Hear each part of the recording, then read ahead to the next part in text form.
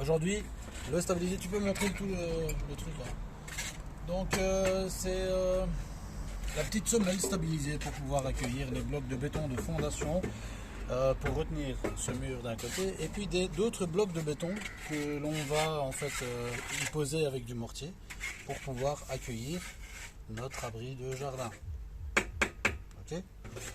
Alors une fois que c'est fait, qu'est-ce qu'on fait? Et une fois que le stabilisé est fait et qu'on attend donc que ça sèche demain qu'est-ce qu'on fait? On enlève ici tout ce qui nous sert de petit coffrage aux endroits où c'est censé être plus haut.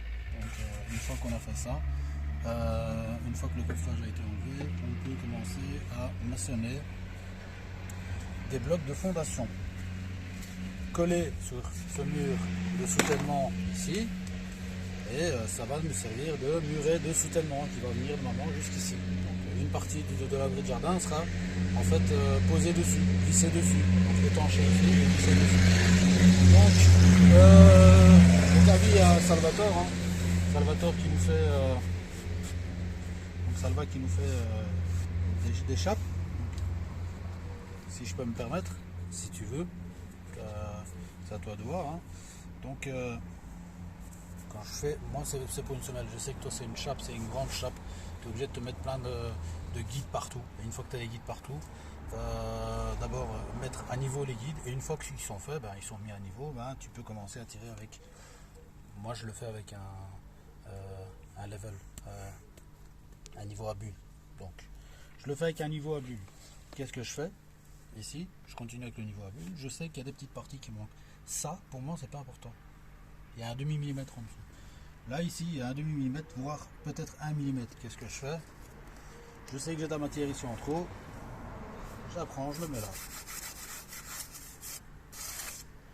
Et ainsi de suite. Et une fois que je peux appuyer dessus, donc mon niveau de référence, il est là. Ça, c'est le niveau où j'ai tiré petit à petit comme ça. Tous les 80, je tire un niveau. Donc c'est ok. Je regarde mon niveau et je tire et je tire. Donc la matière avant de commencer à jouer avec la truelle et puis le platoir que voici, tac tac tac, avant de pouvoir faire ça, qu'est-ce que je fais?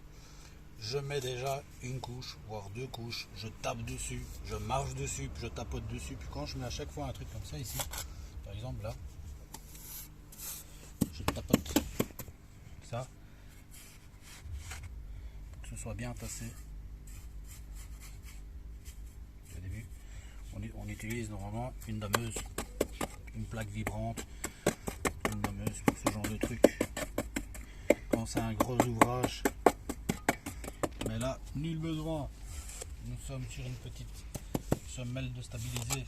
C'est perméable à la flotte. Ce n'est pas une dalle parce qu'on n'a pas le droit de faire une dalle. Si on fait une dalle, on doit demander un permis pour pouvoir faire un abri de jardin. Donc moi je fais un abri de jardin qui fait plus ou moins 13-14 mètres carrés et sans dalle. Donc pas besoin d'avoir de permis. Donc je regarde mon niveau là. Je suis de niveau partout. C'est fait jusqu'au bout ici, je suis de niveau. Donc ça va. Qu'est-ce que je peux faire? Retirer mon excédent ici, dégager mon excédent. Bon, je vais peut-être un peu garder ici, un peu là, parce que de toute manière je vais devoir en remettre une fois que je commence avec le platoir. Avis à ceux qui disent qu'ils ont deux mains gauches, je le fais avec la main gauche. C'est pas ma meilleure main. Donc même si on a deux mains gauches, chez moi il y en a une qui sert. Et voilà. C'est pas sourcil. C'est pas sourcil. On vient appuyer la chose.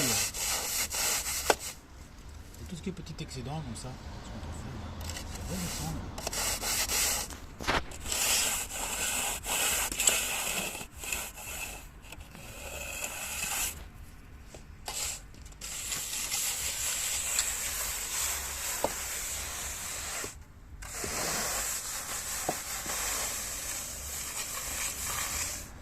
toute zone manquante que tu vois, comme ici par exemple, moi qu'est-ce que je fais? Comme les chapistes hein, que je voyais à l'école. Hein. Comme le prof chapiste qui nous montrait ceci à l'école. On met de la farine qui vous frappe, hein. Quand il manque un peu de farine, qu'est-ce qu'on fait? On rajoute de la farine pour avoir une planité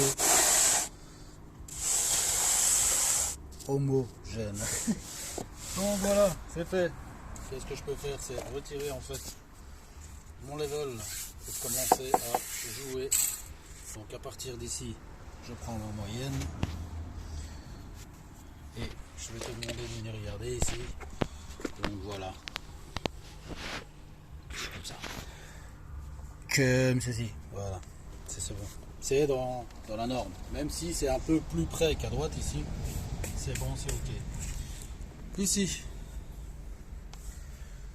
le muret de 30, donc avec le retour de l'autre côté là-bas, ça c'est pour le bloc de fondation qui va nous servir de muret de soutènement pour retenir cette structure ici dont j'ai aucune confiance et je sais pas, ça peut nous tomber dessus un jour. Donc ça, ce côté là, il me faut un muret de soutènement. Ici j'en ai pas besoin.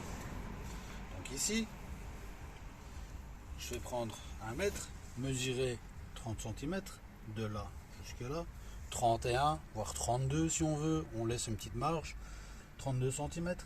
Donc la dalle de stabiliser ici, la semelle de stabiliser que j'aurai ici, va me servir pour ceci. Et ici, j'ai pas besoin de monter autant. Ici, je peux venir ici, plus bas. Donc ma petite semelle de stabiliser peut-être plus basse. Ici, je vais donc couper ceci ici à 32 cm, hop, et commencer un autre truc qui sera un peu plus fin. Donc ici normalement j'ai mis, voilà.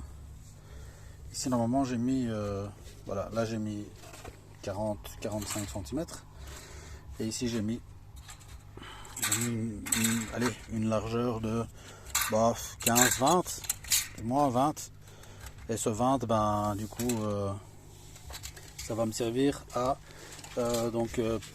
mettre des blocs de béton de plus ou moins, pour aller 14 sûrement je mettrai des 14, je mettrai pas des 10 parce que je compte avoir quand même une ossature bois de 15 cm de large.